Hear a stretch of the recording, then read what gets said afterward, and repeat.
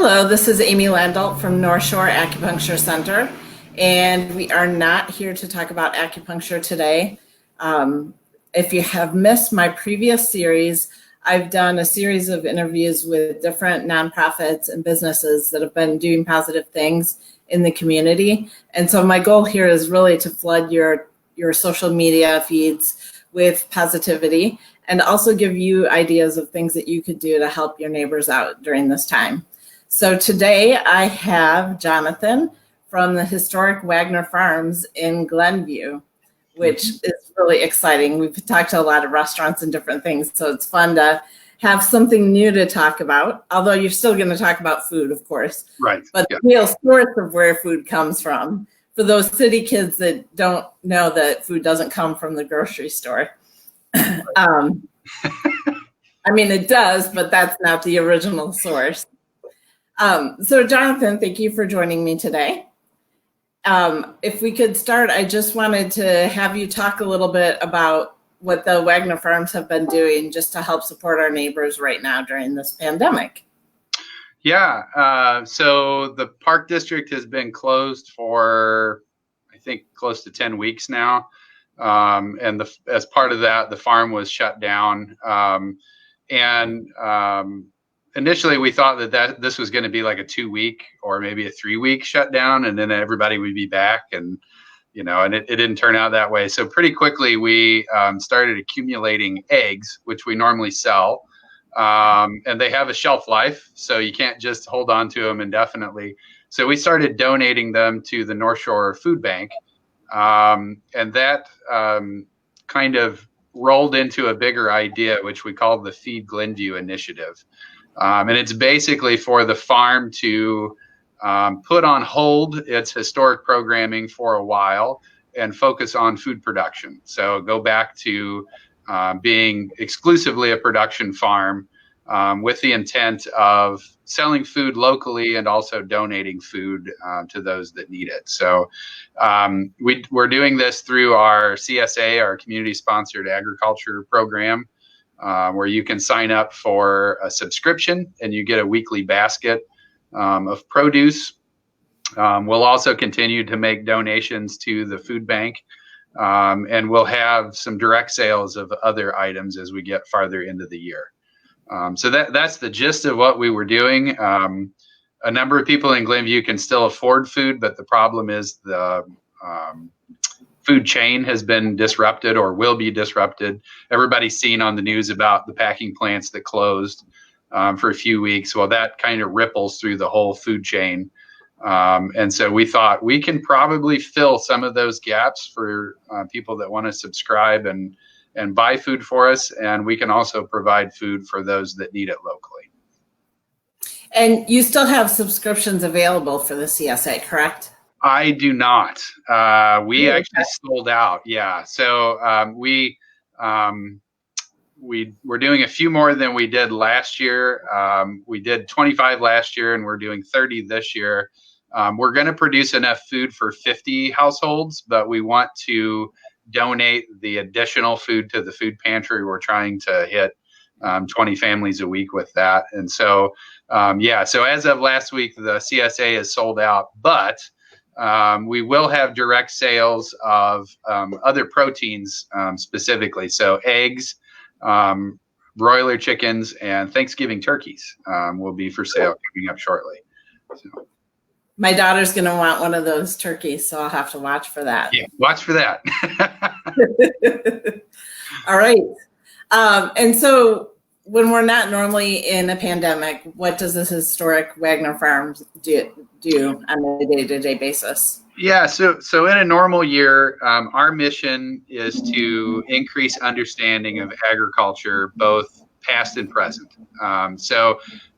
Most people know of Historic Wagner Farm as the 1920s farm, and that's about half of what we do is 1920s programming, talking about the Wagner family and Glenview's agricultural past.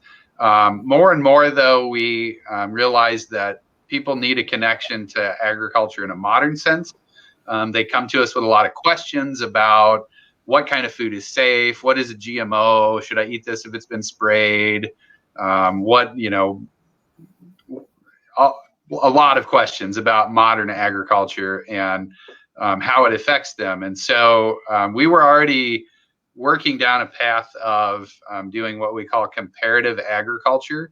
So you could see what how a dairy farm operated in the 1920s, how a dairy farm would operate today, how a truck farm would have operated in the 1920s growing produce, and how it operates today.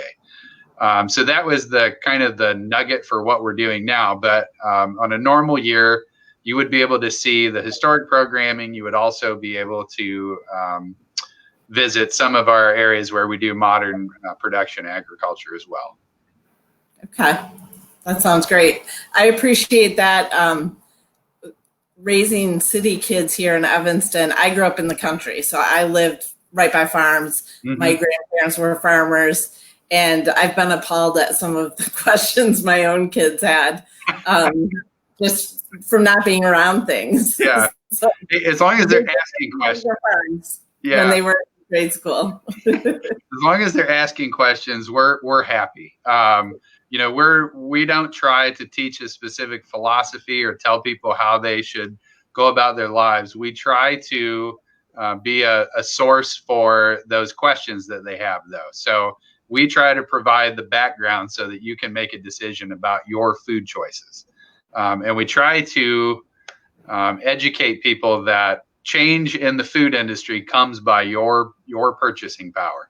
If you don't like the way something is done, don't buy it, and people won't grow it that way anymore.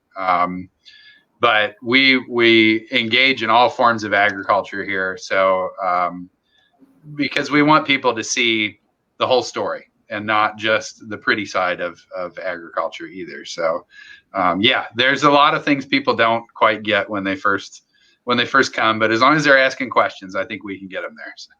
Yeah. The funniest was we were in Arkansas for a week-long vacation, and we went for a run, and the cows started running, and they had never seen cows run before. I think they thought they'd just stand there. It was like, no, cows can run. Yes. Yeah. Oh, yeah. Faster than we can usually. So, yeah. Exactly. It was fun. And how can people support your efforts right now to educate the community and also to help feed the community? Sure. So one of the easiest ways is to go to the Friends of Wagner Farm. That's our 501c3 nonprofit.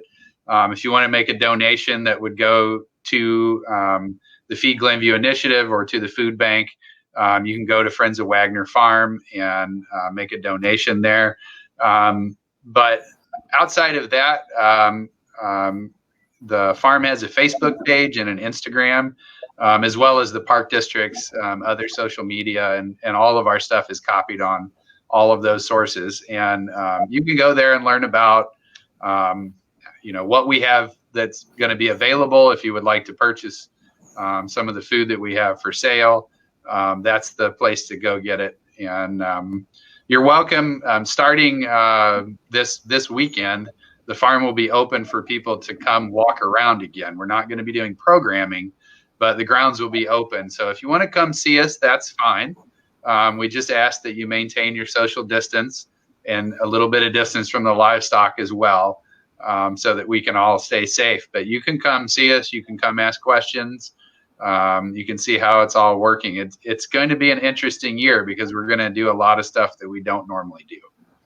Yeah, a lot of change this year for everyone. Yeah. All right. If you have any questions, feel free to post those in the comment. Even if you're watching this after we're no longer live, go ahead and put the questions there, and I can make sure that we get an answer for you. Or go, look at the Park District's Facebook page as well, and I'm sure you can get questions answered there as well. Thank you very much for taking time to talk to me today, and thank you for all that you're doing for the community and educating our kids. Mm-hmm. If you are interested, tomorrow I'm doing another one of these with Evanston Cradle to Career. So I forget what time, I'll have to look it up, but you can see that in my events page. Thanks a lot. Have a good day.